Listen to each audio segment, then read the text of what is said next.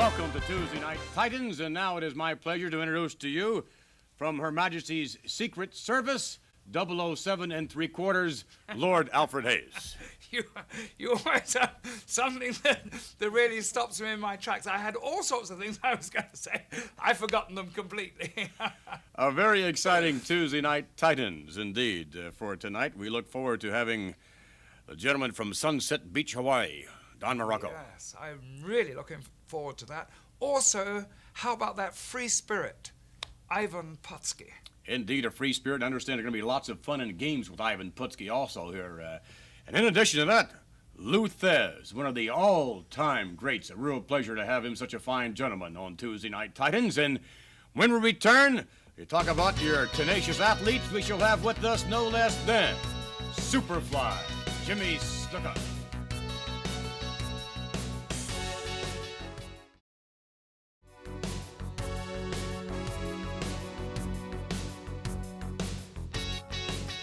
Ladies and gentlemen, we have had some great athletes thus far on Tuesday Night Titans. We promise you to have even more great athletes. However, few would equal the skills of our current guests. Jimmy Superfly Snuka, welcome to Tuesday Night Titans.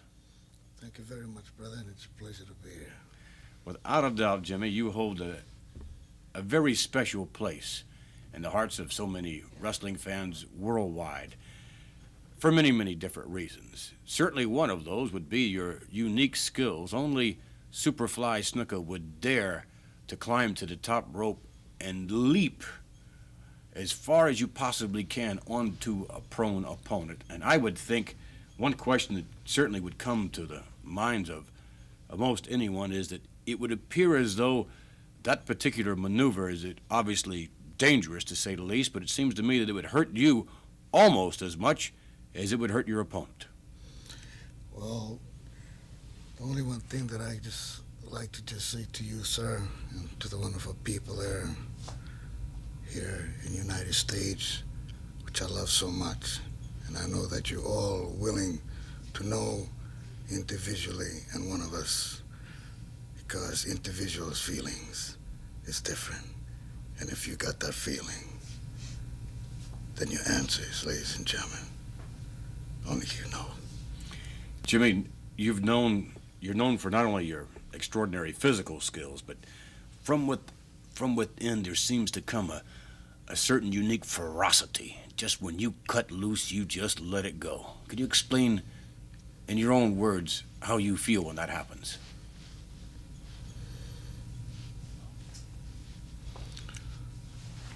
There's only one feeling, brother, and that's the truth. That's my answer. And the truth is coming out. And the truth is that you have to have faith and confidence to know exactly that you're doing the right thing. Lord Alfred Hayes, you have covered professional wrestling for a number of years. You've seen different styles in terms of wrestling skills, different sizes and whatever. Have you ever seen anything at all that equals Superfly Snuka with what he does? No, I haven't. Truthfully, I haven't. I've traveled all the world, and it's been something of a thing to me to collect visual images of wrestlers. But Jimmy Snuka tops the list. When you were talking just now, he climbs the very top rope. He goes even higher as he can. Is that why they call it Superfly? He goes so high and comes down. But I really liked his psychological approach to that. He's in search of the truth, and he finds that, and he does have that confidence. And what is unique is he has that self-confidence without being conceited. Well, Jimmy, let me ask you another question, if I may. It seems that there's been somewhat of a change in your attitude in terms of your approach to professional wrestling, and I may very well be wrong on this, but having followed your career for a number of years, it seems to me that you've become a target in professional wrestling because so many accolades have come your way, justifiably so, that many wrestlers are extremely jealous, I would suspect, of that, and it seems that you've become a target in that they really want you out of professional wrestling. Do you agree with that? I wouldn't have no doubt in individual thoughts, but I can't think negative about it because there's only one way I have to think and feel that I have to know. I have to think and think confidentially in one thing only, brother. What we'd like to do, Jimmy, something that may break your confidence. We'd like to take you back to a matchup. Actually, it was not really a match. You were a guest of one Rowdy Roddy Piper in Piper's Pit. For the benefit of those of you who have a little queasy stomach, we would like to caution you about viewing this piece. It is not a pretty sight at all, so please, those of you, be forewarned. Let's take you now to the videotape. Very simple. All of a sudden, we got a bunch of people writing in. This guy here comes, I don't know, maybe comes sniveling to the people, comes and cries, Roddy Piper didn't give me a chance to say nothing on the pit. Roddy Piper didn't give me a chance to do nothing. You want a chance? Everybody wants to be like Roddy Piper. You want a chance? You want a chance to say something, brother? I'll tell you what, man. Here you go. Take the little microphone. There you go. There you go. Put it in the little greasy paws. You want to do something, then you go ahead. You say exactly what you want to say to these people. You can do. Just a second. I want you to, wait a second. I want to make you feel at home. Before we start, you want to be the big shot. You want to do all the talking. You want to really think. All these people. Got yourself a pineapple. Want you feel at home. Want you feel like the Fiji Islands. Kind of like the women, you know? Kind of long, frosty hair on top, round on the bottom. Got your pineapple. You want to be a happy person? What do you want, huh? What do you want? You want bananas? You want to talk? Go ahead and talk, huh? Go ahead and talk. Wait a second. Wait. You want bananas? You want bananas? We got bananas. Here we go. You want bananas? Have yourself a banana. Huh? This is what you want. You want to talk? You ain't saying nothing. What's wrong, huh? You want to come up here like a big shot? What do you want? You want coconuts. Here I went. I got your coconuts. Just like, there you go. Your coconut. Your coconuts. More coconuts. You want to be a big shot. You want to go, wait a second. Bananas and coconuts. You want to be a big shot. You know what? The only thing I didn't get a tree for you to climb up and down like a monkey, like you want to do. You want to be a big shot? I'll get you a tree next time. You want a banana? Have a banana. What do you want, man? You think? Am I making fun of you? Oh, no, sir. No, sir. No, sir.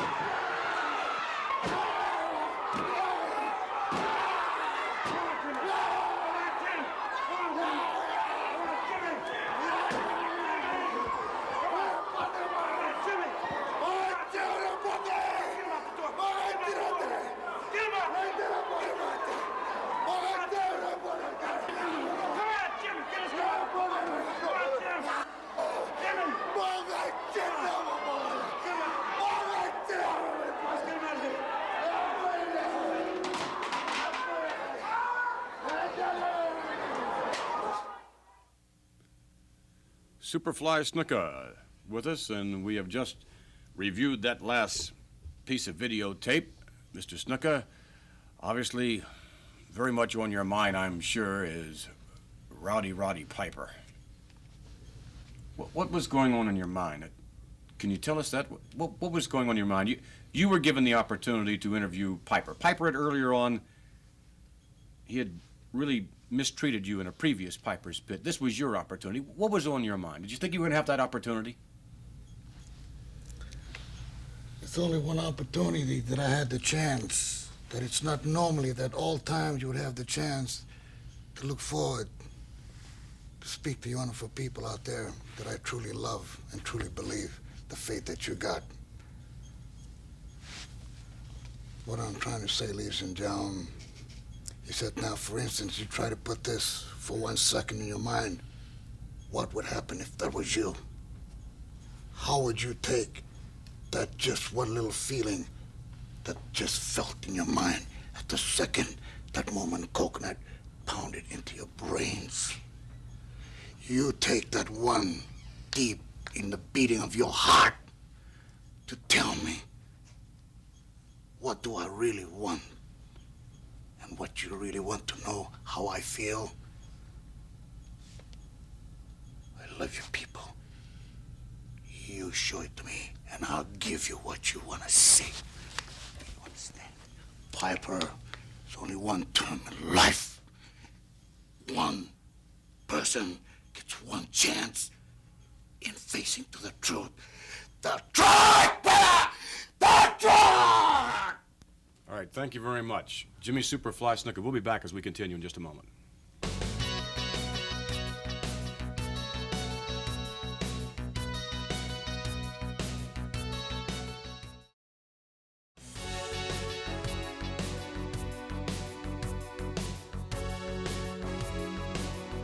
There have been a few, at least, legends in professional wrestling.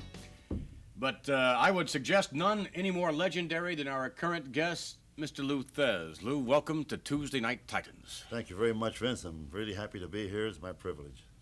Lou, your wrestling career spans an extraordinary number of years. When did you begin wrestling professionally? I started wrestling professionally in 1936. It's incredible. Several years ago. Several years ago, you look like you could walk into the ring right now. You look in great shape. I still train, Vince, and I work out constantly, and I go to Japan and coach and wrestle in Mexico and pretty well around the world, and I still enjoy what I'm doing. Also, as I know for a fact, one of the most sought-after guest referees also. I enjoy that. Of course, having spent all these years, 50 years as a professional wrestler in the thing, I should know a couple things about the rules. As a matter of fact, I even helped write a couple of them. So. I'm sure you did. Who do you feel were some of the more formidable opponents you've had through the years? Let's begin, if we may, back when you first started in professional wrestling. Well, when I first started, just prior to my getting into the professional ranks, I worked out with a fantastic wrestler, a man by the name of Ed Stranger Lewis. And I got a lesson real quick from him. They told me that I wouldn't have any problem with him, but they lied to me. I had more than a problem, But nevertheless, he ended up as my manager later, and my mentor and coach, and a fantastic person. But there are many other great wrestlers down the pike. We had fellows like Jim Landis and Ray Steele. He helped me quite a lot. And John Pesek and many other really greats, and they devoted their entire lives to wrestling. That's all they did. Sure. And 7 days a week. And I guess when you get fairly good or better at a particular sport than most people, you devote most of your time to it. It's a labor of love is what it is. If we now may take you back to a matchup, and we'll take you all the way back to the country of Japan. As a matter of fact, we will see the legendary Lou Thesz in action in the country of Japan. I believe the year will be 1957. 0-0の引き分け。何としてもこの機会に世界ヘビー級選手権の王座への道を開きたい力道山であります。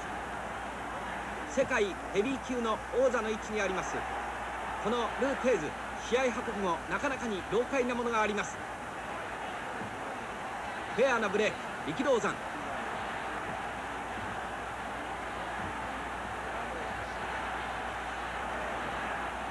別れ際ちょっと手を出しましたルー・テーズ。これに対してレフリーが注意を与えております。腕を取り合いました両者、チャンスを伺います。別れ際またも肘打ち。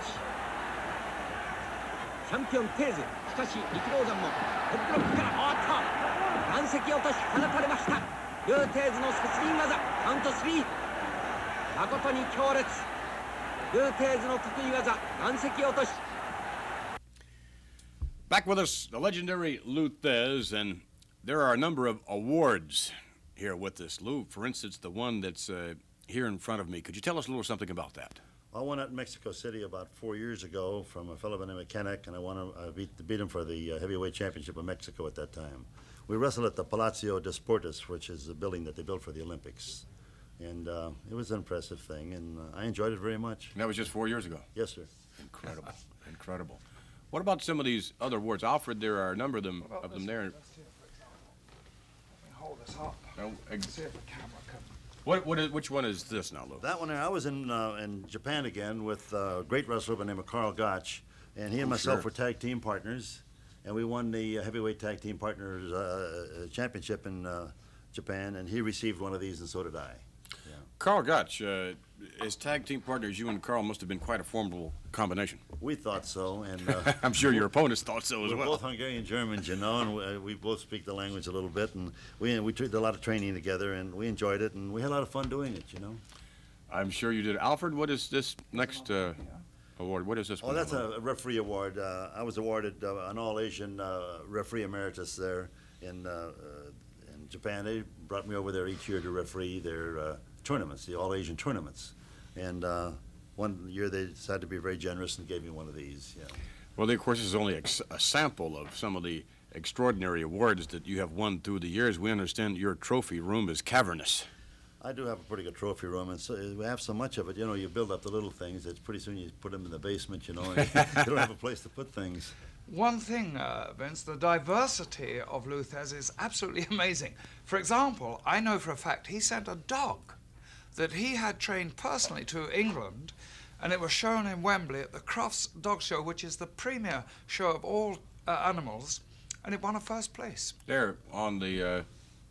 Yes, here There we it see is. a photo of a much younger Lou Thesz there. You don't see the head very well there because the shadow, but that dog there was a constant all-breed winner and won a lot of best in shows.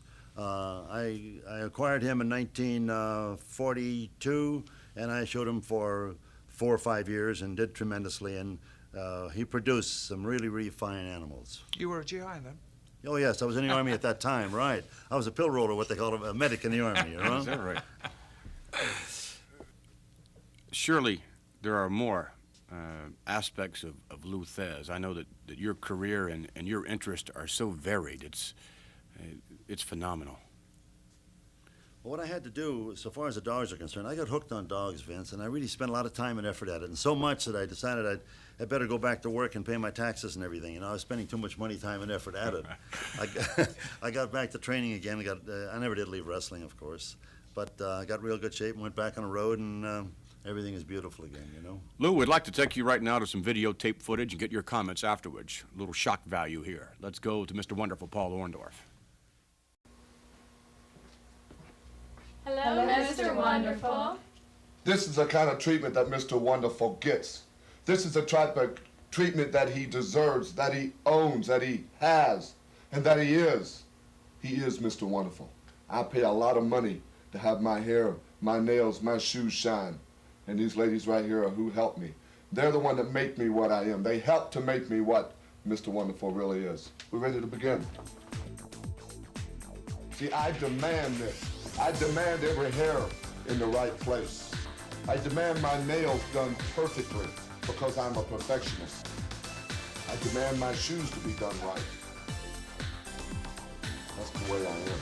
That's the way I am when I step into the ring. That's why this face looks the way it looks. My hair. Everything. I pay more money on my hair and my face and my shoes than most people make in a year. I spend that in a week.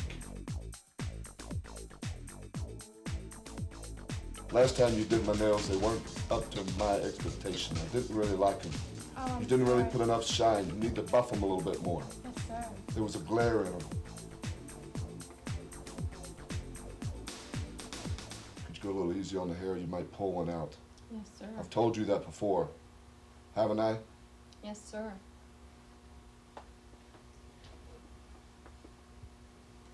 Wait a minute. Stop everything. Wait. Hold it. Why isn't somebody doing my shoes? I'm sorry, Karen? I'm sorry, you know, every time I come in here, something is going wrong. I told you how I want things done right. She should have been here. I'm sorry, Mr. Wonderful. Everybody's sorry. Take care of it, Mr. Wonderful. But, Mr. Wonderful, these are sneakers. Don't make no difference what they are. Just start doing them. Yes, sir, Mr. Wonderful. Scrub them. That's what you're supposed to do. And get on your hands and knees and scrub them. That's better.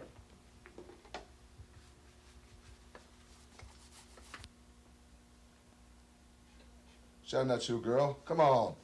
Put some elbow grease behind it. Yes, Mr. That's what Wonderful. I paid you for. Yes, sir. That's what I pay you 50 cents an hour. More than you're worth. Probably more than all y'all are worth. Let me see this. This is disgusting. I want you to look at that. Look at them. Look at that. It looks like she's been biting them. Look at that. Has she or hasn't she? Look at that. There's a big chunk out of it. You've been biting on my nails. I'm sorry, Mr. Wonderful. I don't, no, never mind. Shine that shoe, girl. Yes, sir, Mr. Wonderful. Buff it. Yes, sir. Spit some, put a little spit on it. Spit on it. That's all right, spit on that thing. Shine it fast. You gotta do it faster. Yes, sir. How many pairs of shoes do you shine a day? 10, 12. You don't, no wonder you're so bad. No wonder. I want the best. Yes, sir, yes, sir. Come on, there's a black spot right on the tip. See it right on there? Come on, do it. Spit, do something, get the black off of it. That's terrible. I cannot believe that I come in here and spend $500 or $600 twice a week and to try to get a decent shoe shine and look at them. They're terrible. How many times have you done this, young lady? Hundreds, sir. Hundreds. Well, you're not very damn good at it, I'll tell you that much. Look at the black all over them. These are brand new tennis shoes. Look at them. That's not doing any good. It's terrible. Give me the mirror a minute. This is getting ridiculous. Don't just drop it. You hand it to me. Sorry, Mr. Wonderful. Look at this. Look at that. It's terrible. That is the worst piece of work that I've ever seen in my life. I don't deserve that. I don't deserve this. Mr. Wonderful doesn't pay for this kind of stuff like this. What's the matter with this? You think it's funny or something? This is second rate. This is Bush League. And I don't deserve it and I don't stand for it. I'll see that every one of you all are banned. I'll see that every one of y'all lose your licenses. You bank on it. You'll never do this stuff again. And you're the worst shoe shine girl that I ever seen in my life. Rather disgruntled Mr. Wonderful, Paul Orndorff. Lou, I'd like to get your reaction, if we may, to the videotape we just saw, and in conjunction with that, if you would somewhat compare and contrast your particular era of pro wrestling as compared to Mr. Wonderful, Paul Orndorff, if indeed you feel he is exemplary in present-day wrestling. Well, undoubtedly, he's a fine athlete, and his record speaks for itself, and he's done very well. And I just think he's a young man that's had too much too soon, and he has kind of a narcissist complex, and he's very happy with himself. I'm not sure about the rest of the world, but he's kind of impressed with himself. And as I said before, he's a fine athlete, and we have many fine athletes today. Some of them are a lot larger than we were, and some of the moves that we thought were very sharp and sophisticated are today commonplace. Everyone's doing them, you know. We thought they were really inside things, you know. Right. But today, even some of the amateurs are doing these things. But it's a good spectator thing for people to make themselves attractive as he is. But I think if he would stick to his athletics, which he's very good at, he's a very fine wrestler. But he's an ostentatious dresser, and he wants to push his weight around, and that just isn't the way to go through your life. Lou, we would like to thank you very much for joining us on Tuesday Night Titans. It has indeed been an honor and a pleasure to have you here with us. Well, thank you so much. My pleasure. Lou Thesz will be back as we continue with more Tuesday Night Titans.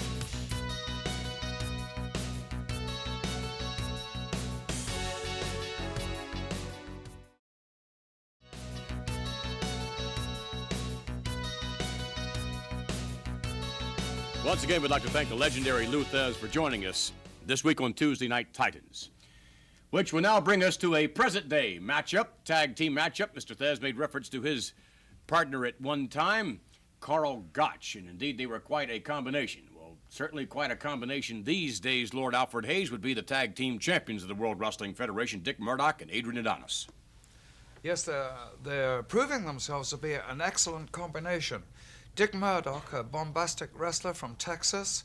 He's a little pretentious, but he can back that up with a lot of skill. Adrian Adonis, we all knew in the beginning, was a very fine wrestler, but he's been able to blend his talents successfully with Dick Murdoch, and nobody expected them to hold that title as long as they have done, but they have been able to achieve that, and I think it's going to take a considerable duo to knock them off that perch. No doubt of that. You mentioned Adonis and Murdoch, both rugged individualists, as it were, and it seems to me that most individuals, most fans would feel that that combination is a rather unusual one in its concept in the first place. Mm-hmm. You would think possibly that they would come against each other, but they don't. They seem to be able to blend so well. Is it that they've put in a lot of hours working out their moves, getting a successful blend, because that's what a tag team is after all, isn't it?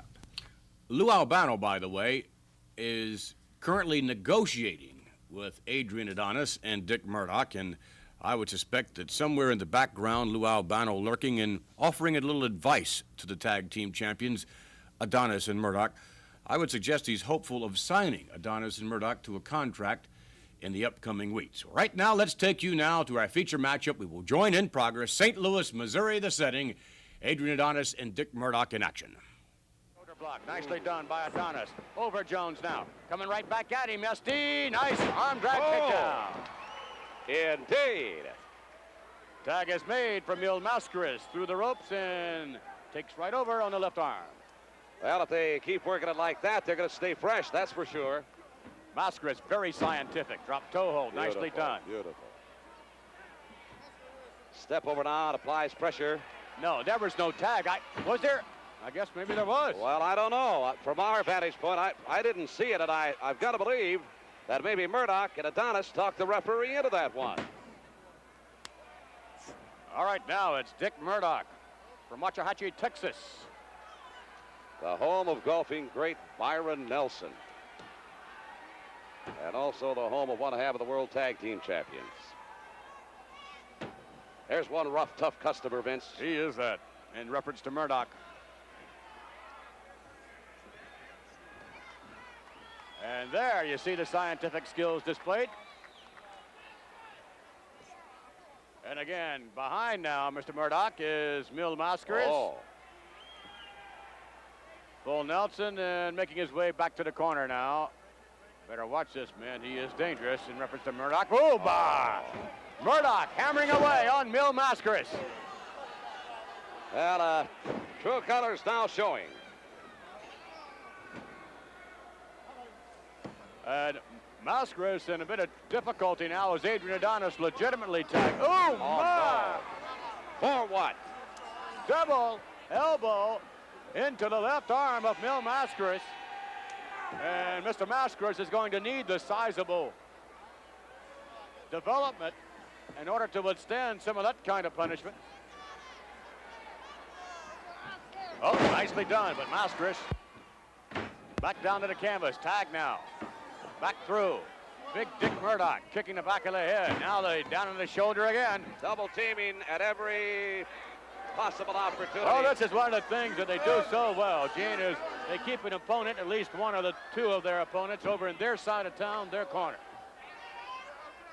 Well, you got to admit that's the name of the game, but it's good thinking on the part of Adonis and Murdoch. Again, double teaming tactics. Come on. So now Adrian Adonis with the arm bar. And they continue to work on the left shoulder of Mil Mascaras. S.D. Jones trying to get a little enthusiasm going, and I believe he's got it. Every time Mascaras escapes that way, he does even more damage to his own arm. Oh. They are brutal. SD now coming in to help out, but the referee ushers him back. It's actually counterproductive, Vince. It distracts the referee, and it gives Adonis and Murdoch an opportunity to again double team Mascaras. Mascaras trying to find the back door and does. Now look at this. Now he makes the tag. All right. Oh. SD with a fiery left hand, another one. SD and knocks the big man from Texas down to the canvas.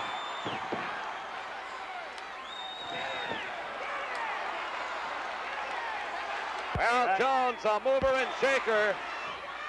And again, Murdoch is checking inventory on those teeth. Yes, but look at Adonis sneaking up behind SD Jones.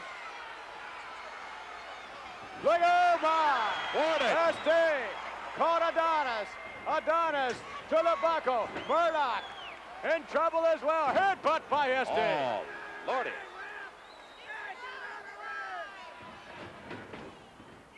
And there, SD doubled over by a kick, an elbow to the back of the head. Dick Murdoch hammering away on SD Jones.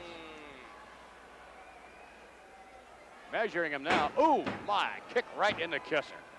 Right in the kisser. I'm not so certain I didn't catch part of the eye. He may be able to. One, that's all he can get. Ooh. Talk about a kick out. Adonis now in. And they are really going to work on SD Jones. And Adrian Adonis with SD. Uh-oh. Adonis gets a running start.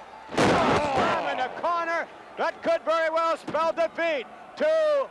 No. Very, very alert on the part of Special Delivery Jones. Seeing a possibility. Out front, nice reversal. Uh-oh. But SD right into the buckle as Adonis sidestepped him.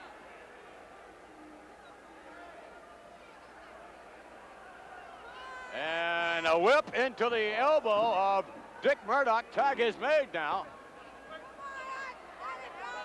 Oh, this is typical, the double team effort of Adonis and Murdoch. Time and time again. Look at this, look at this. And Murdoch will jaw with a ref.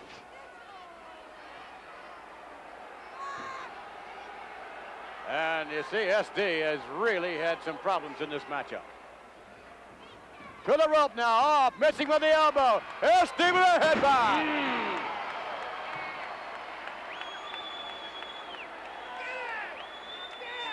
SD with another headbutt. No, with the right left hand, tag is made now.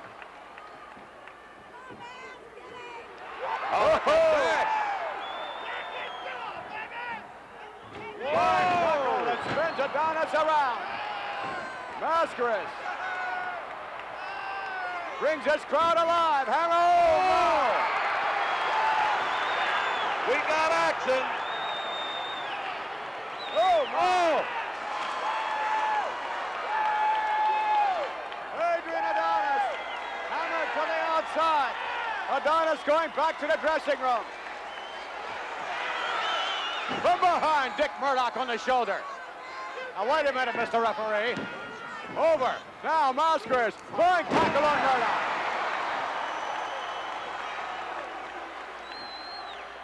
Is it not Adonis who was supposed to be in the ring? I believe you're right. Very perceptive, Vince. But does the referee know that? I think the referee has lost all control in this matchup. Yes, it is now. Adonis hammering away on Mascaris, much like they did earlier on with Special Delivery Jones. Tag, yes, it was made. Now SD coming in. SD with a left hand, another one. SD hammering away on Adonis. Oh, my. SD with a headbutt. Oh! Get ready. Super D Jones. All right, new tag. No, can't get him over. SD again. Adonis worse for wear. Over his man, right back. Uh-oh. Uh-oh. It looks like, yes. Mascaris reaching for the tag. SD better get out of this quickly or it's good night, Irene. Jones moments ago had Adonis reeling. There's still life. Uh-oh, the eye's Special going. delivery. Well, maybe. It could be night-night time. All right, Mascaris comes in. Flying tackle. Turnabout fair play. Uh-oh. Oh, no. Oh, no. Oh, no. Cover by Adonis. It's out of control. Two baskets comes in. A total state of chaos. Controversy shrouds that particular victory. Wow. Fans not totally happy, Vince, No, not with at all. that decision. Masker is trying to gain some fan support here as far as explanation of the referee's concerned. But I suppose, nonetheless, it'll go down in the record books as Adonis and Murdoch with a successful tag team title defense. I'm not so sure. The referee, perhaps, will be given other pressures. Let's get the official time. The winners of this bout and still World Wrestling Federation Tag Team Champions, Adrian Adonis and Dick Murdoch. Adonis and Murdoch, my goodness, in a apparent successful tag team title defense. And there you see the eyes of SD going back in the head. Well, look at Adrian Adonis and Dick Murdoch, and it's apparent that they're not above stretching, if not bending the rules a little bit, Lordship. Yes, but did you notice every time the combination of Mascaras and Jones tried to make themselves effective, it was teamwork that stopped them. It wasn't individually either Adonis or Murdoch, it was the teamwork, combination teamwork, and that is the success. That is their key to success. No doubt of that. Of course, coordination, I would suspect, and being able to function as a unit, the specific key to tag team success. Oh, I really like the way I'm most impressed. I believe... The postman is here again. I believe the mail has arrived. Your mailbag has arrived, His Lordship. So far, this fellow has been a good shot, if it is a fellow. One day he's going to miss, mark my words, and the postman's going to hit you. Right in the mush, I'm sure. Right. We'll be back with Lord Alfred Hayes and the mailbag as we continue more TNT.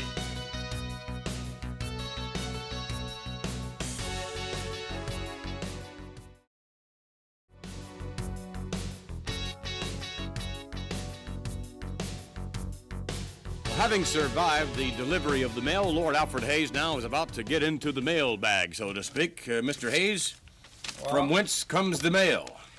This one comes from Pueblo, Colorado, and it says, Dear Vince, I live in Colorado, and soon I will be moving to Boston, Massachusetts.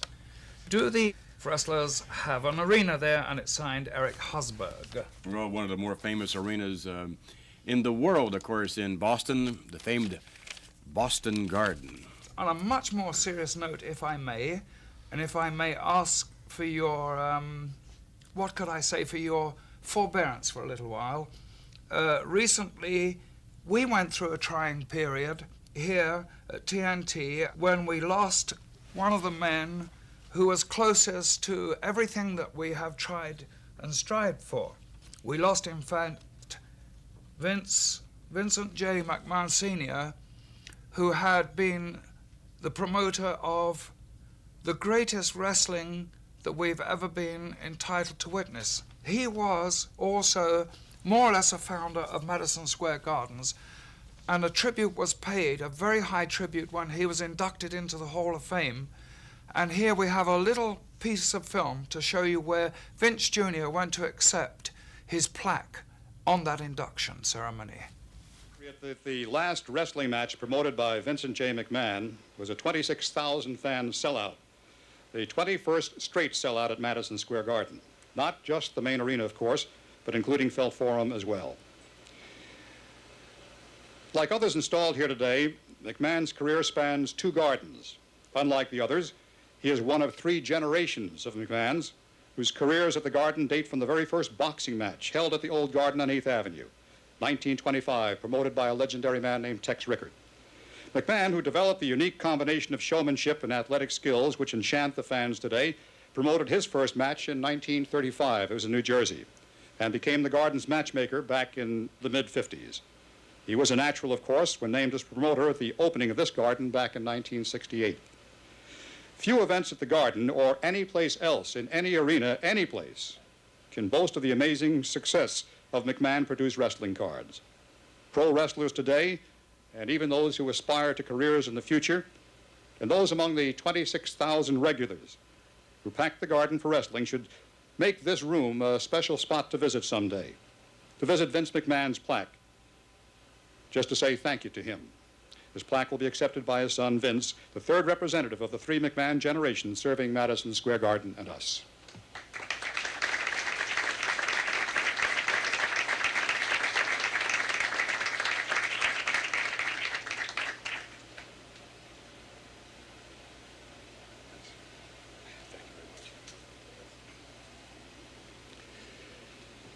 Unfortunately, my dad recently, as many of you know, just several weeks ago passed away.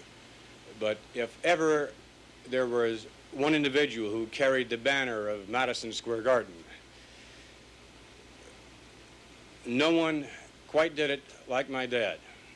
Worldwide, every place he went, accolade upon accolade upon those who have been associated with Madison Square Garden. He was so proud to be associated, as was his father before him, and as I am now. My dad liked to kid around from time to time, and he was born in Harlem, and used to tell me that he was the last white baby to ever be born in Harlem. And he would say, with his New York accent, from time to time I would bring up the new arenas were popping up all around the country, and that they certainly were attractive marketplaces for us in the future. And he said, yes. He said, but remember one thing, the Garden will always be the Garden. And on behalf of my father, I'd like to accept this, and this Saturday night, when there's yet another sold-out Madison Square Garden World Wrestling Federation event, and the bell is tolled out of respect for my dad, knowing that he has taken his place among the select few in this room. Indeed, those words will come to mind more than ever, and how true they'll be. And I'll hear him say, Vinny, the Garden will always be the Garden. Thank you.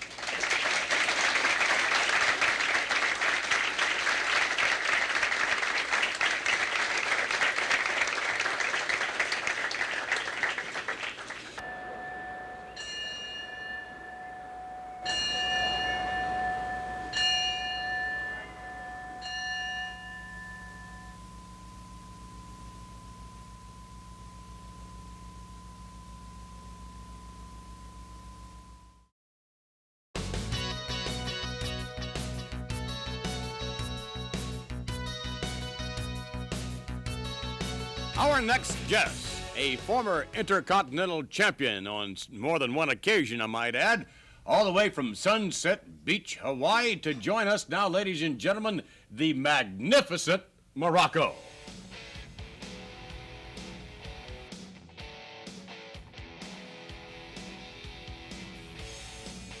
Thank you very much. It's our pleasure to have you. Have a seat. Well, thank you. Well, very kind. Mr. Muraco, there seems to be a dichotomy of sorts as relates to you and your wrestling career. When on interviews, in your normal day-to-day life, you seem to have a rather laissez-faire type attitude, which is almost the complete opposite of what happens when the bell rings and you're in the ring in terms of action. Any explanation for that? I feel, and I express my feelings when people are around. Sometimes I feel like many people. I'm a man who's well-versed in the world, well-versed with personalities. I know that by giving a little Mr. Rogers, I can antagonize somebody. By doing a little Ernest Ainsley, I can bother somebody. Wrestling is not only a physical sport, but it's a psychological warfare. And if you have a man beat before you go into the ring, whether it be by his thinking you're overconfident, or his thinking you irate, or his thinking you incompetent, there's always an edge. And with my talent, I don't need much of an edge. But yet you seek it, do you not? I like to humiliate people. I think there's a lot of people that deserve to be humiliated. There's a lot of clowns around. There's a lot of people that don't have my talent. Thesz, I heard out here earlier talking about the wrestlers of old times. That's like the New York Giants of the '57 playing the Raiders of today. I'm 1980. I'm 1984. I'm magnificent. I create. I invent. I add to the sport of professional wrestling a dimension of excitement that few people have the ability to create. Few people have the ability to deliver. That's why every time I step into the garden, every time I step into the spectrum, anywhere I step, there is electricity all over the air. Well, if we may interrupt you for a moment, and let's take you back to Madison Square Garden in a recent matchup, brother, with Tony Garea, the magnificent Muraco in action. Look at that sinister smile on the face of Mr. Fuji. Got to be like wrestling two guys out there, Gene, with Fuji at ringside. Well, he's got to be a distraction for Garea. Can't take your eyes off him for a minute. Standing wrist lock again by Tony Garea. Oh, there's hair. And that was just flagrant, blatant, if you will. Look at the look on Muraco's face. Look of confidence. Man, does he look good. Always someone to be reckoned with here in the World Wrestling Federation is the best. This is the Mecca, Gene. This is where they all come. Well, I'll tell you. What's good for the goose is good for the gander. And Tony Garea fights fire with fire. Muraco went for the hair. And Garea countered with same. Not to the liking of this man, the magnificent Muraco.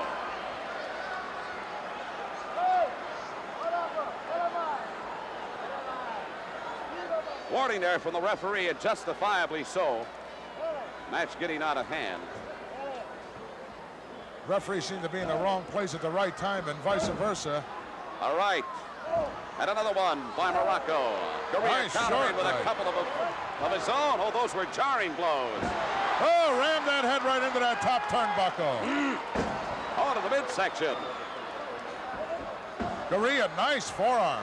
Well executed, and Muraco is sort of wobbly here. Going for the ride. Wow, he hit the corner hard. Oh, no one there. Nobody home as Garea attacks again. Slipped right behind him. Drop kick now. Sends the big guy into the ropes. Oh, look at that.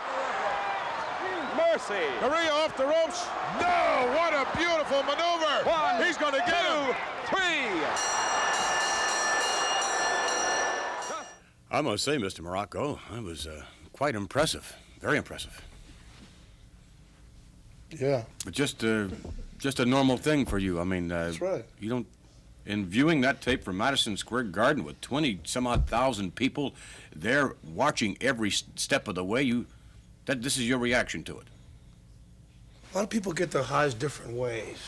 A lot of people, like kids are out in the street doing what they're doing, robbing hubcaps, doing all kinds of things. I grew up. I trained, got into sports as a kid, got surfing, got in everything else. To get in front of an arena, 26,000 people, 50,000 people, is fun. It's exciting. It's exhilarating. But more than that, you have to deliver. It's like my other life, like being in the water, being in the oceans, you see. You can be out all alone, all by yourself in the deep blue, where you can't see the bottom, and the waves are so big and so scary, you want to cry, but there's nobody to cry to. Because when you look at me standing in the middle of the garden and you see 26,000 people spitting at me, yelling at me, hollering at me, just like me sitting out in the deep blue water, and you see the waves blackening the horizon. It's a challenge in my life. It's an excitement to survive. I enjoy surviving. I enjoy the contest, not of only man against man, not only one man against thousands, not only one man against nature. That keeps me fresh. That keeps my head in tight with everything else. That keeps me 1 step, 2 steps, 5 steps ahead of every wrestler in professional wrestling today, or every wrestler who's ever laced up a pair of boots. Rather deep thinking, no doubt. A lot of this thinking perhaps done as you lay on the beach in Hawaii? I don't lay on the beach. I don't like sand in my clothes. When I'm in the water, it's for a purpose. I'm down there, I'm sticking sharks, I'm sticking fish, I'm over coral reefs, I'm getting high looking down waves that are as big as mountains. I'm never relaxing. I'm always thinking. I'm always relaxed, and I'm always confident. And I'm always nasty, too. Mr. Muraco, we'd like to thank you very much for joining us on Tuesday Night Titans, and your skills, both verbally and physically, quite unique. The Lord hasn't said anything. You leave me speechless. Thank you very much for joining us, magnificent Muraco. We'll be back, ladies and gentlemen, as we continue with more Tuesday Night Titans.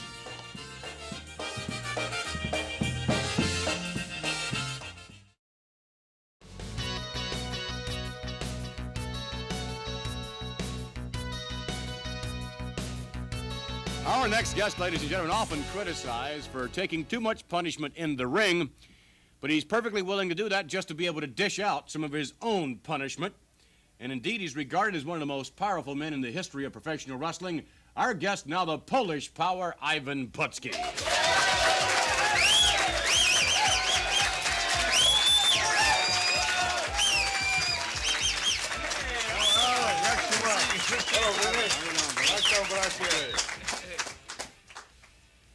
Ivan Putski, you look better than ever, I think. Thank you, my man. I feel great. I feel better every day. Just feel good, and I'm real happy to be on your show, Vinny. It's a pleasure to have you here on Tuesday Night Titans. Your training techniques, no doubt, keeping you in tip-top condition.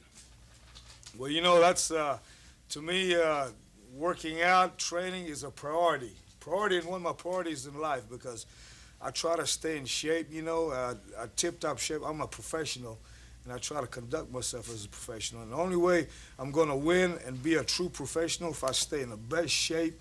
And I'm in that gym, Vinny, every day, just pumping that iron, working out, running, boy. I take care of that body because I love wrestling, and I love what I'm doing, and therefore, the better shape I'm in, the harder I work out, the longer life I'll have in wrestling, in professional wrestling. Oh, no doubt you have had and continue to have one of the longest careers in professional wrestling. What we'd like to do is take you back, if we may, into a recent matchup involving Ron Shaw. Ron Shaw, the opponent, who's just about ready to step into the ring now with the Polish power. We'll take a close look of Ivan Putski. Let's go now to the ring. The Polish power, Ivan Putski from Krakow, Poland. And Mr. Putski really put together. Ivan meeting a much larger individual hailing from Philadelphia. There's a look at Ron Shaw at 265 pounds. And Ron Shaw towering over the Polish power. As far as size is concerned, now let's see who's the better man in the wrestling department.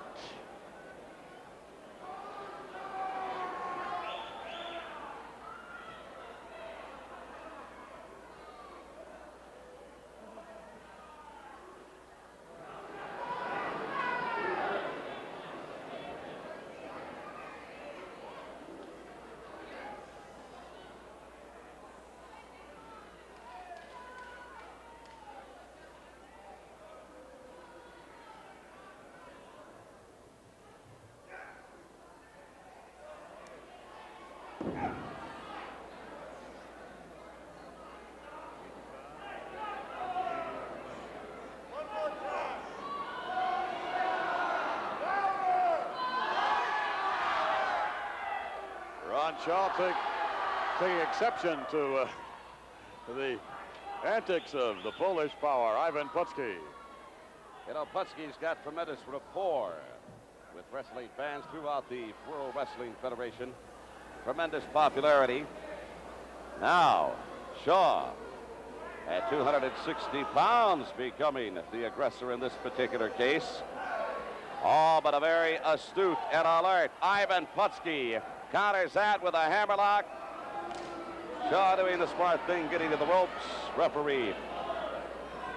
Yes, it was a smart thing, not necessarily the most sportsmanlike thing to do, to use the ropes to break a hold, but nonetheless, smart on the part of Ron Shaw. Whenever you're in the clutches of the Polish power, Ivan Putski, you're going to have to do something other than attempt to retaliate in like fashion as far as strength is concerned.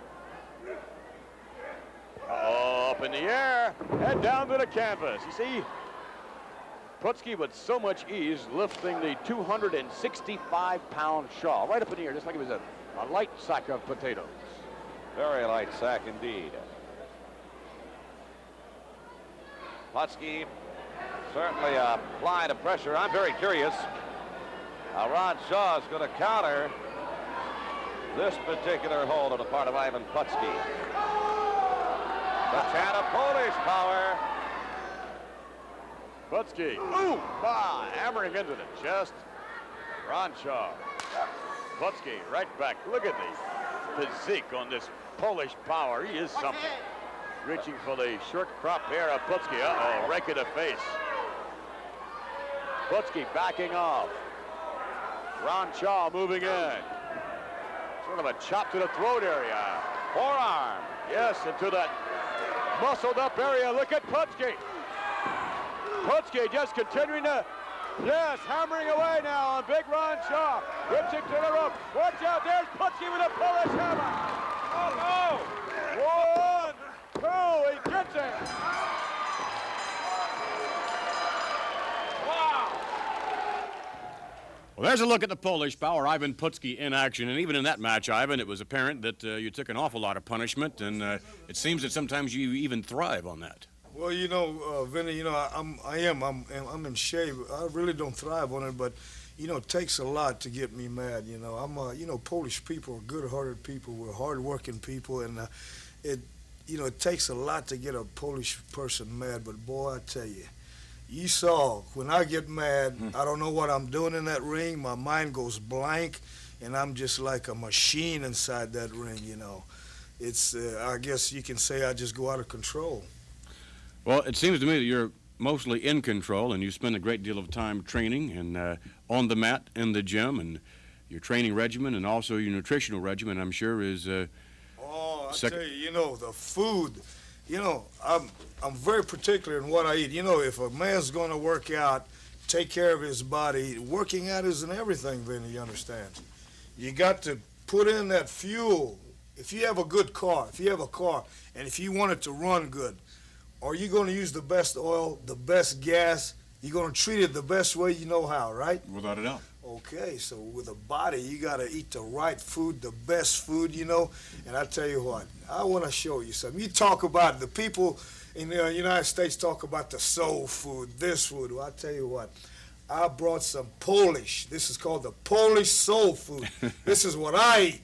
This is what keeps my body going in shape, you know. And I eat this food year in, year out, day in, day out. And come over here. I want to show you something. All right, okay.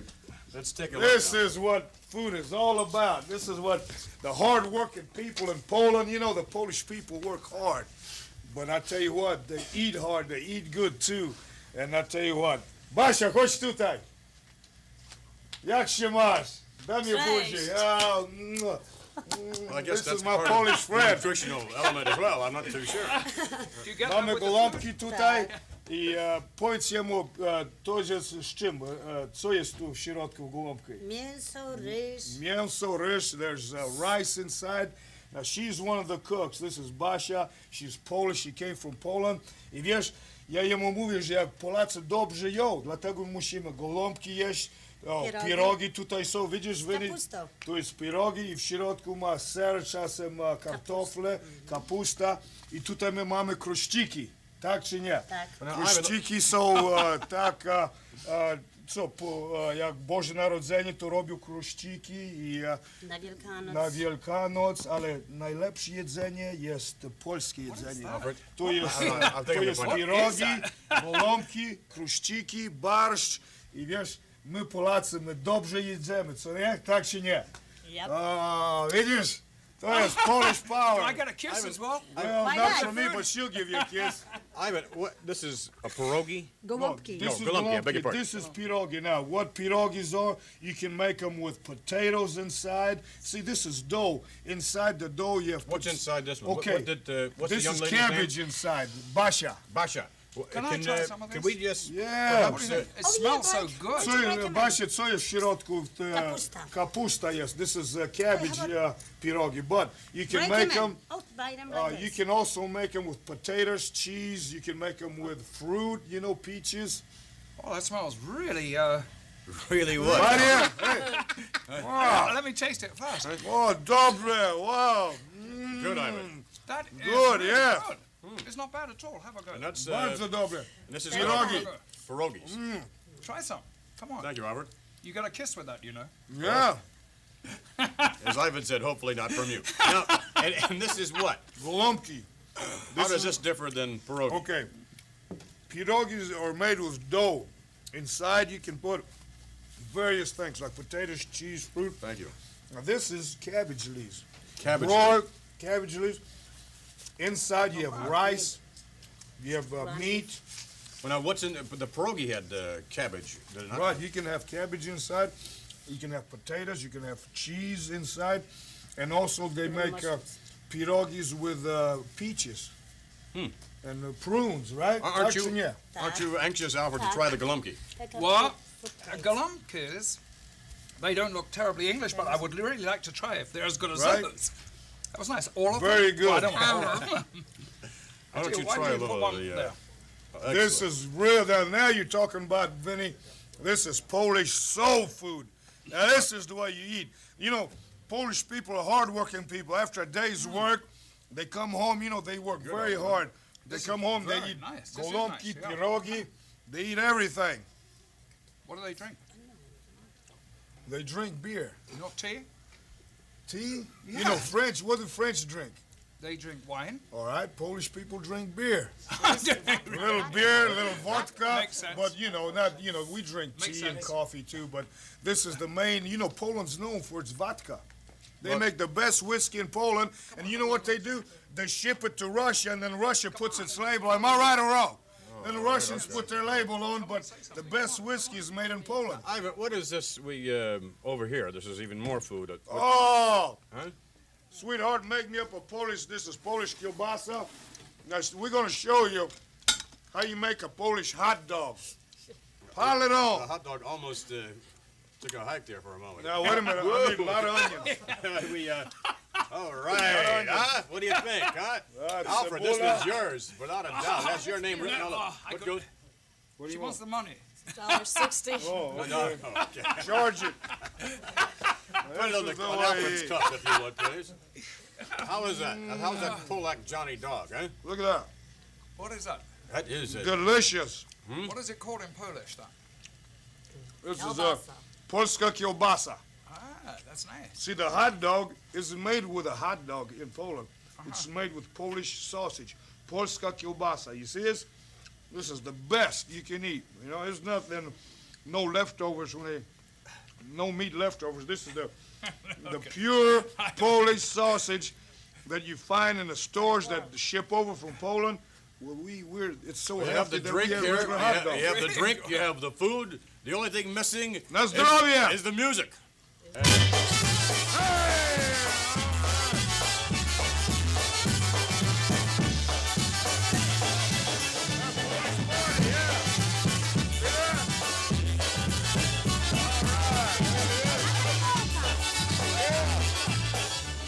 Try one of those.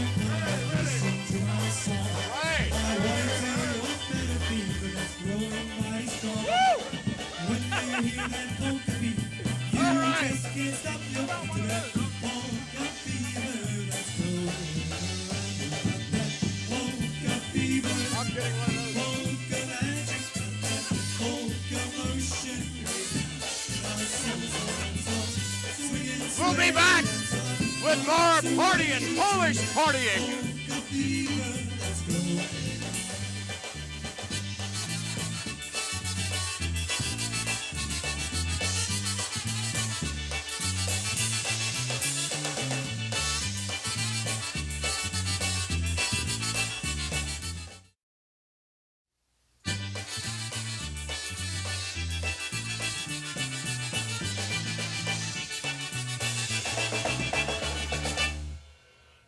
definitely party time with Ivan That's Putski. right, boy. I tell you, we got one of the best polka bands in the area, boys.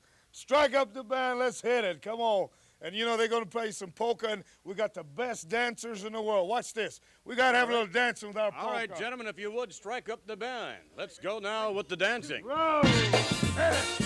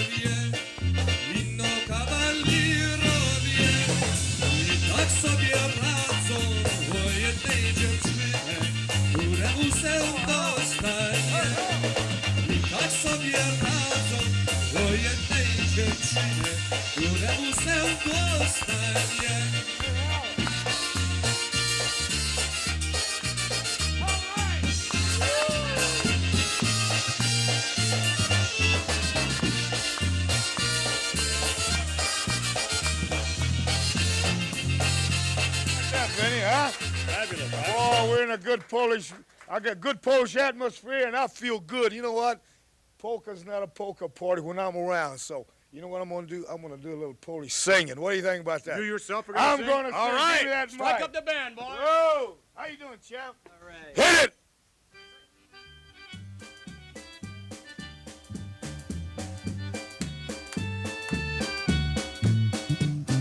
Moja droga, ja cię kocham, more than you'll ever know.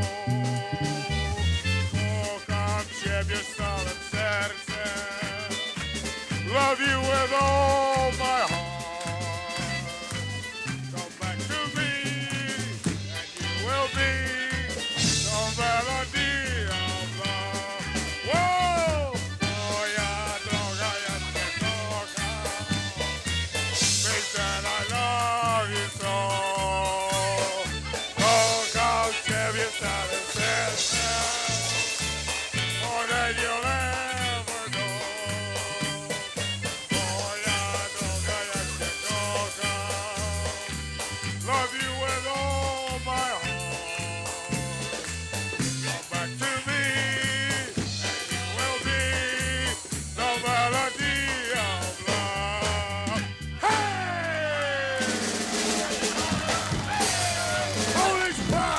You know, I tell you what we got to do now is do a little dancing.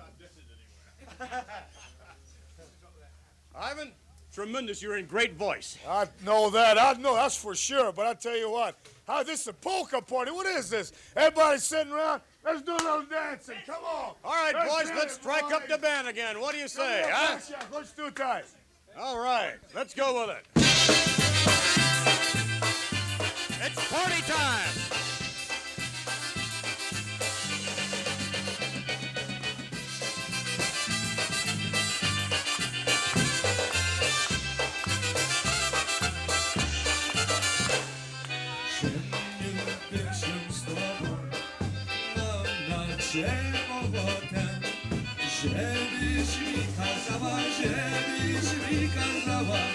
Wysiadłbym w sobotę, żebyś mi kazała, wysiadłbym w sobotę i sobotę cały dzień, niedzielę do rana, żeniłbym się z tobą, Marysiu kochana, żeniłbym się z tobą, Marysiu kochana.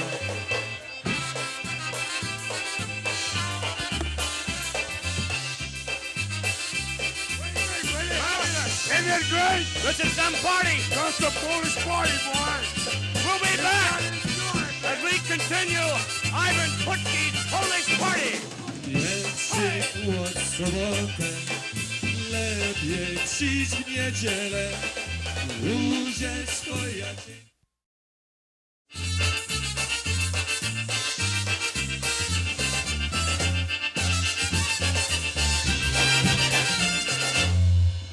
Well, the Polish polka party is just about ended, I think, and no doubt Ivan Putski's had a good time, as we all have had a good time. Ivan Putski, noted, of course, for his extraordinary physique. The Polish power is indeed noted for unbelievable power in professional wrestling. Possessing that physique, many envy that an individual with a physique much like Mr. Putski's, but when you think about extraordinary physiques in professional wrestling, another name comes to mind. Indeed, our next guest, a gentleman who claims to have the most extraordinary physique, maybe the most impressive in all of professional wrestling. To join us now, Jesse the Body. McMahon, Jack McMahon, you wait a minute. First of all, I want to talk to this band right here. I want you to play some more of what you was playing. Play a little bit more of that.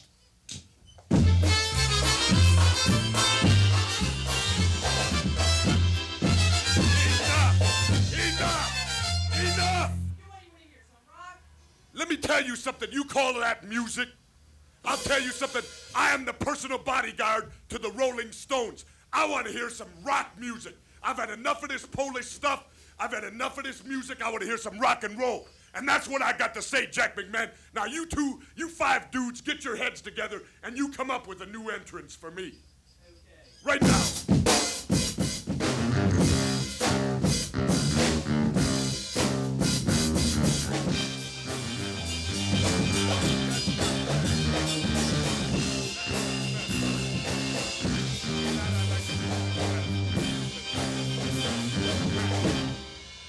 The only thing I have to say, what is that?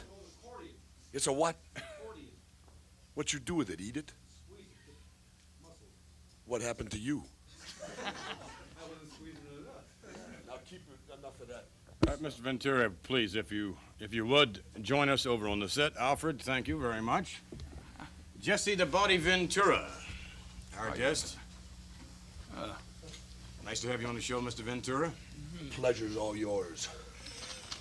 Well, I'm not too sure if the pleasure was the band's a moment ago. Obviously, though, they exercise a bit of versatility, which is also something that you exercise in the ring, is a considerable amount of versatility. I'm sure you would concur with that.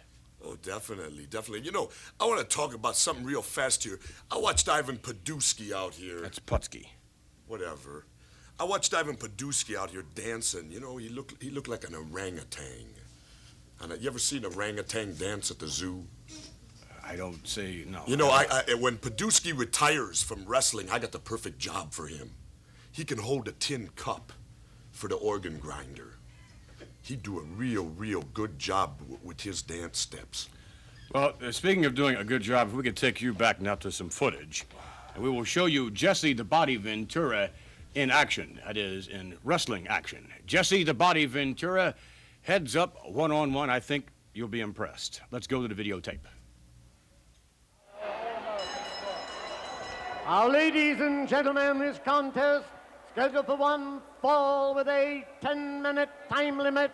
Introducing in the corner to my right from Philadelphia, Pennsylvania, weighing 240 pounds, it is SD Special Delivery Jones. And his opponent from San Diego, California, weighing 275 pounds, returning to this arena after a long absence, here is Jesse the Body Ventura. Oh, my. Take a look at Jesse the Body Ventura. and that hair. Wow. Is that a shocker? A little graffiti capacity crowd with us this week for this World Wrestling Federation event as Jesse Ventura returns to the World Wrestling Federation and setting his sights on the Philadelphia, Pennsylvania native SD Special Delivery Jones.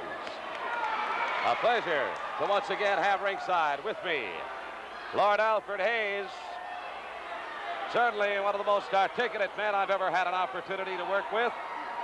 A man who has tremendous command of the English language and certainly great working knowledge of professional wrestling. Former member of Parliament in Great Britain. Pleasure to have you along, your lordship. Thank you, Gene. What do you make of the hair on Jesse Gene, Ventura? I feel sorry for the moment for people who don't have a colored TV set, because the colors are something to behold there. Well, it's something I couldn't really greatly concern myself with. Would you say that was flaming red, crimson, Virtually tangerine? every color of the rainbow. Well, Jesse Ventura really taking it to SD Jones thus far. Armbar as he works on the wrist from the top and really applies the pressure. Ventura, 275-pounder, San Diego, California. Well, takedown, I don't know if it was trunks. I doubt if it was hair, but there is a very emphatic denial on the part of this very flamboyant individual. Jesse will deny anything that he thinks appropriate at that time. He never admits to anybody else's opinions. He's a very self-opinionated young man. Well, obviously there was hair. And we could pick it up. Jesse Ventura says, I didn't even touch the man. That's not being the case, because you fans watching at home this week, plain as day, Ventura getting to the hair of Special Delivery Jones. Oh, shot to the windpipe that rocks Jones. Look at that hair. That is outrageous, outlandish, and whatever adjective might be applicable. Well, Gene, it doesn't detract from his ability in the ring. He's still showing that he is a threat to everybody who wants to step into that ring. Well, Jones countering with a couple of double punches to the midsection of Ventura. Southpaw with a hammer to the side of the head. And Ventura being rocked as this crowd comes to life. Fifth bit of the turnbuckles. Oh! Well, I've got to give credit where credit is due. Oh! I must say, Jesse Ventura is thinking very much on the bright side, in addition to the tremendous brawn that this 6'5", 275-pound veteran. He's got all the physical credentials, and with the right kind of thinking, he certainly is going to be a force to be reckoned with here on the World Wrestling Federation. Front of the face. Jones, certainly a very, very capable professional wrestler. Jones has pulled off some incredible surprises just recently. He's been on the wrong end at the moment, but he's looking to get the impetus of this belt swung his way. Oh! And now there it is. And a forearm and a headbutt, that one to the shoulder, and Ventura is hurting at this point in time. To the wrist. Oh, but Jesse counters with an open hand to the back and a reverse knife edge that cuts down Special Delivery Jones. Up in the air, flying leg, oh, right across the throat. And Ventura picks Jones up. Uh-oh. Watch this. Oh! The reversal on the atomic drop. Up in the air, flying elbow to the upper torso. Hooks the legs, 1, 2, 3, it's all over. What a very impressive return to the World Wrestling Federation. Back in the big time with a smile on his face. A gentleman that has been controversial for the most part of the World Wrestling. Oh, look at this. Let's stick with it. Look at that package. a very self-centered and at times arrogant individual, Jesse Ventura, displayed the body for this capacity crowd on hand this week for this World Wrestling Federation event. Let's get the official time. And here is the winner, Jesse the Body Ventura.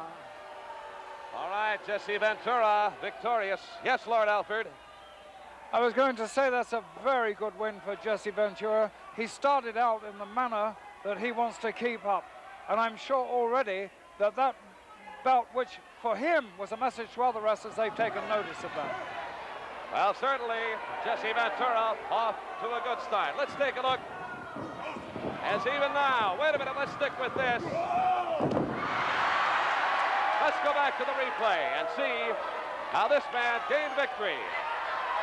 Jesse Ventura picking up SD, Special Delivery Jones. I thought he was going to go to the inverted body vice. There's the reversal on the atomic drop, and that had to do with share of damage. Ventura very astute, coming back with a flying elbow to the upper torso, hooks the leg. 1, 2, 3. We are back with Jesse the Body Ventura, and Gene Okerlund made reference to the multicolored hair. Exactly how would you describe your hair, Mr. Ventura? Beautiful. Beautiful. Do you do it yourself? No, definitely not. I don't do it myself. What do you think? I engage myself in labor, Jack McMahon?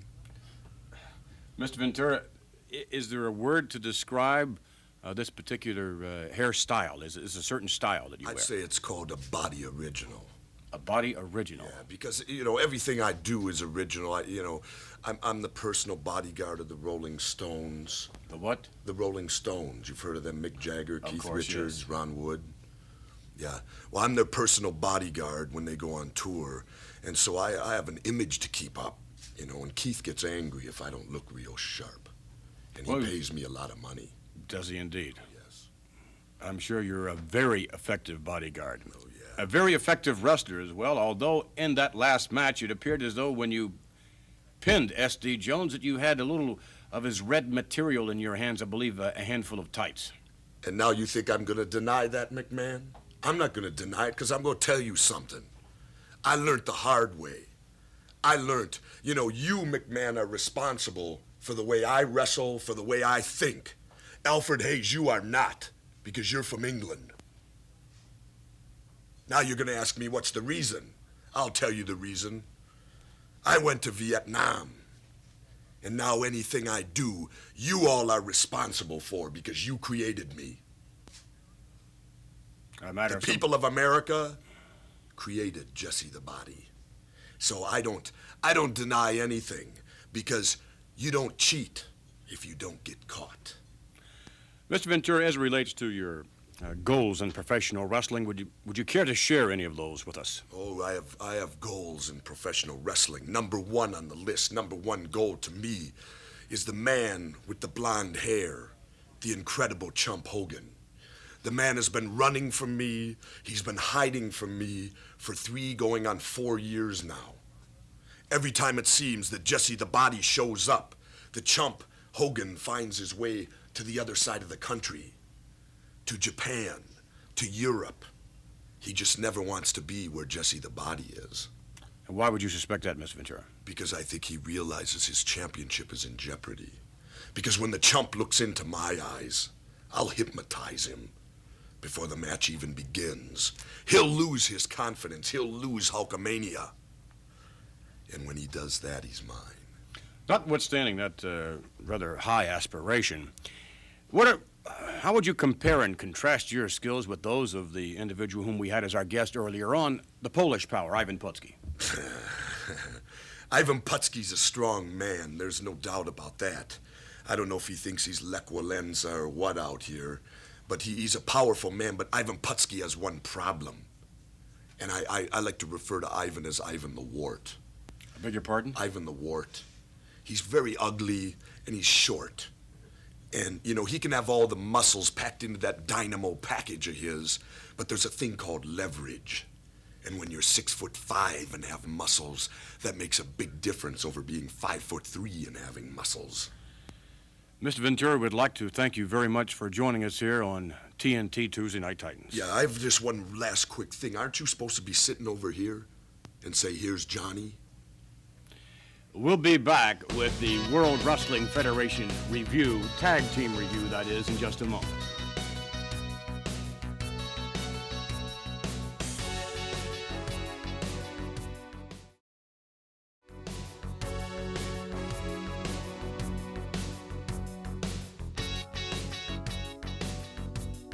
Earlier on, we saw the tag team champions of the World Wrestling Federation, Adrian Adonis and Dick Murdoch.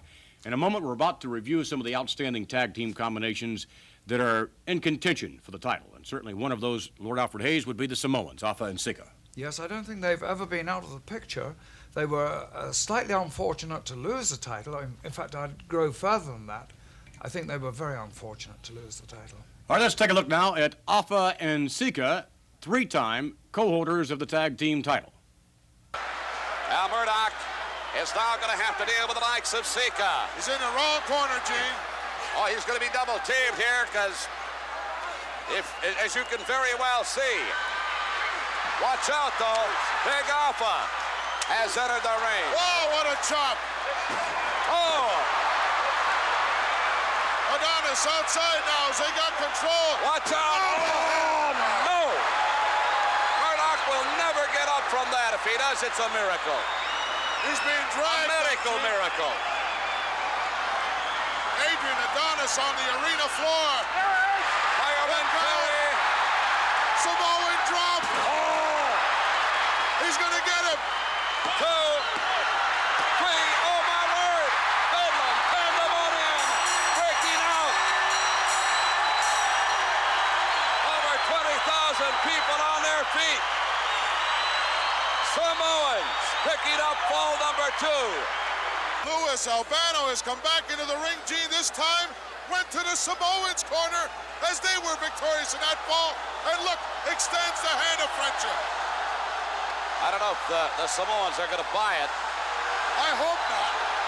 What somebody like Albano has turned their back on the Samoans. Now apparently there's some bad feeling. Afa and Sika, quite impressive indeed, and perhaps in contention for the tag team title. Our next group to view, well, a combination that no doubt has all the fan support you possibly could have. Sergeant Slaughter in the 1st Cadet in the Cobra Corps, young Terry Daniels. Comment, please. An amazing combination because Sergeant Slaughter has taken this young first member of the Cobra Corps and he's going to really take him under his wing, and we're going to have a look at the Sergeant and Daniels, see how they go. All right, let's go to the tape. But I've got to say this, Terry Daniels, 221 pounds, Amarillo, Texas. Certainly very impressive against a much, much bigger Dan Green at 295. Tag from Green to Lanny Keene. And still Daniels maintaining control. A lot of heart in this young man, Lord Alfred Hayes. Really. I like the way Sergeant Slaughter is bringing young Daniels along. He's not getting him hurt mentally. He's looking after him physically. He's doing just a splendid job. Sergeant Slaughter with the approval of this capacity crowd. In this week's World Wrestling Federation event, tag team action. Slaughter to Terry Daniels, and Daniels greets Lanny Keene with an arm drag takedown, followed by a leg drop. And Keene, at 252 pounds, Reno, Nevada, obviously experiencing a little pain and punishment at the hands of this gentleman right here. Very solidly put together. And you come up with a good point. I think under the tutelage, or the guidance, if you will, of Sergeant Slaughter, this young man, Terry Daniels, is really going to make his mark in the World Wrestling Federation. Yes, he is, Gene. He's taken Sergeant Slaughter as his image, his idol. Sergeant Slaughter and Terry Daniels. In a moment, a tag team combination at one time managed by Lou Albano, likely to be managed by him again. He's certainly in, he's taking another look at the Moon Dogs, and I think that's one of the most unusual combinations ever. Very bizarre, but very effective. They've always managed to make themselves well felt. I'm sure of that. Let's take you now to the Moondogs, Rex and Spot. Moondog's likely to do a real double team on you if you're not careful. Rex had an opportunity to tag off. And no, nice block. Blocked again. Oh! And face first, Rex the Moondog. Hold the phone. Into Brian Madden. And Rex the Moondog having some problems now. Whip to the rope, and Huber sends him out. Baby. One, that's all. Oh! What Rex a Moondog kick backing out. off. Yes, indeed. Powerful, powerful individual, both of these two Moondogs.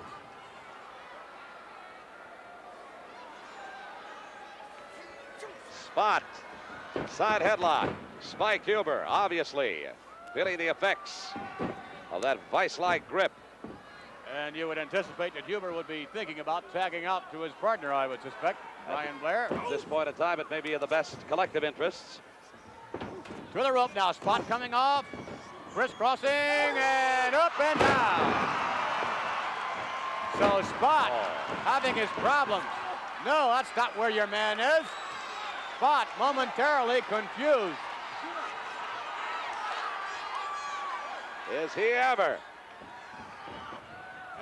Well, there's a look at some of the tag team combinations in contention for the World Wrestling Federation tag team title held by Adrian Adonis and his tag team partner, Dick Murdoch. If you have to choose one, Lord Alfred Hayes, that perhaps would dethrone more aptly than others the tag team champions, which combination would it be?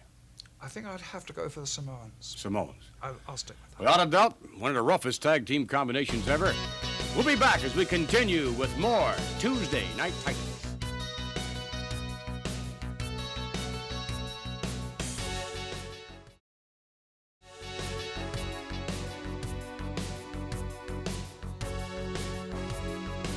Next week here on Tuesday Night Titans, and by the way, we will join you next Tuesday night. We shall have with us likes of Captain Louis Albano, hopeful.